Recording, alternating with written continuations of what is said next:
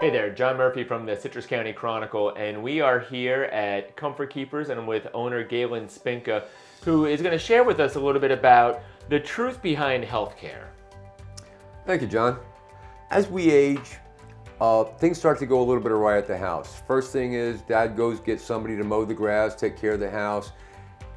Mom starts to run into a little bit of trouble, maybe using a walker, and things start to change, slow down. One of the things as we age is we start looking for help. Some of the times we get our neighbors to help us out, family members, or we go out and hire an agency, maybe a nurse registry, a home health agency, or maybe we decide for a lifestyle change, something like an assisted living facility. One of the things about healthcare is you have to look at the quality of care you're getting. There are people that have a financial interest in keeping you healthy and alive. For sure. And so when you're looking for some help, why not get the best help possible? Versus me calling on my neighbor to help me, and maybe they don't have the right skills, and they certainly don't have a financial investment in my future for sure. The difference is when you hire a home health agency or you go to an assisted living facility, either one, they have a financial interest in keeping you alive and healthy. What happens if you fall? If I'm falling and I'm in one of those places, they're probably going to be quick to respond to me, I would think, right? But what if you're at home and you fall and you have your neighbor for a caregiver or whatever? I certainly don't have the right skill set on hand to help me, do I? Well, they don't have the right skill set, but the fact that you fell means that you're going to go to the hospital for some amount of time. After you go to the hospital, you're going to go to rehab for 21 days. Now, your neighbor doesn't care. A home health agency does. Sure. Because we just lost a client for a month. Well, we have a financial interest. So when we're in your home, you're not going to fall on your watch because we're skilled, we're trained to help you out, and we're not going to let you fall. If you get to a situation where you need help, we're going to go to your doctor and say, hey, there's a Medicare benefit out there. This person's starting to shuffle. They might fall. So we're going to get you some in-home rehab to help you with your shuffling. So there's this whole compassionate side of your business for sure, right? I mean, that's absolutely. But yet at the end of the day, there really is a business side of your business as well. That's exactly what I'm trying to explain. Is we're in a business and we can't, as a customer, we can't take care of you unless you're healthy and you're home. If you went to an assisted living facility, what's their job? Well, they got an apartment there. It's kind of like living in an apartment complex, except that they have a nurse on staff. They have all these CNAs running around.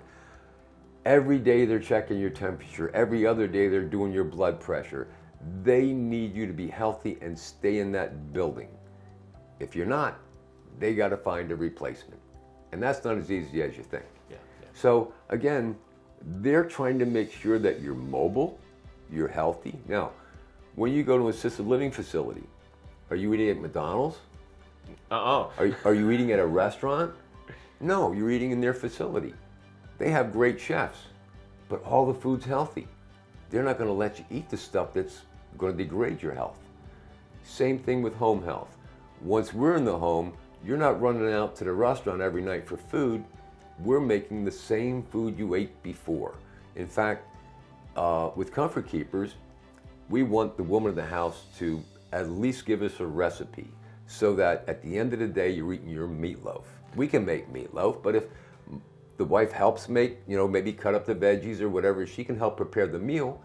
We do all the heavy lifting, but you're eating your normal food. Now, Galen, I do want to maybe draw out that Comfort Keepers is different, though, than some of the other services you might see out there, right? You have your folks work for you directly versus... So talk about that a little bit, because I do think that's an important differentiator between some of those services people might see out there and versus what Comfort Keepers will bring to the table. One of the things about Comfort Keepers, and we're a home health agency, and what that means is we have to hire our employees. We can't use outside contractors.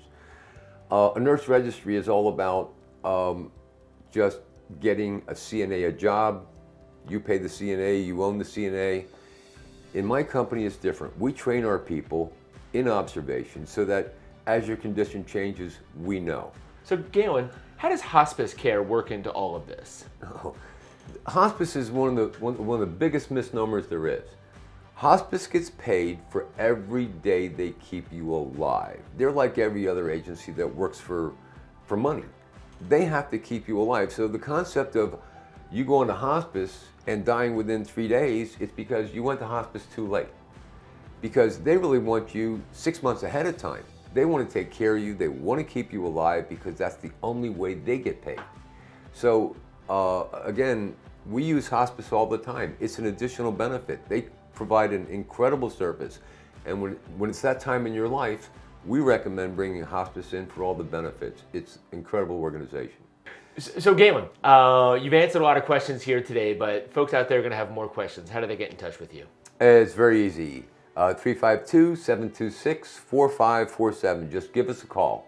If you have any questions about our service or even about help for seniors in general, we generally help as many people as we can.